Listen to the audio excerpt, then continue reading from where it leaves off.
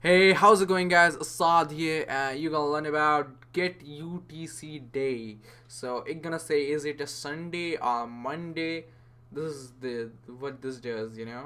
So what we're gonna do? Moving on. First, we will change it to date 1. Those who don't know what we are doing, this is a date 1 and this is a date 2, but both of them has the same time but just different GMTs. It's plus and it's minus.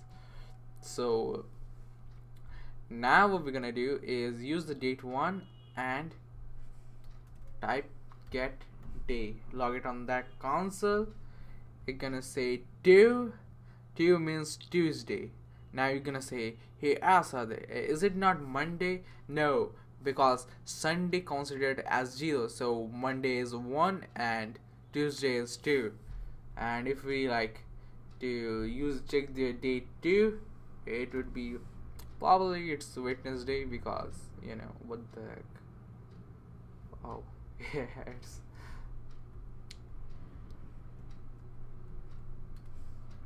2. When we do that, it's gonna say 3. That means Wednesday. So hope you guys enjoyed this videos and see you guys in the next tutorial.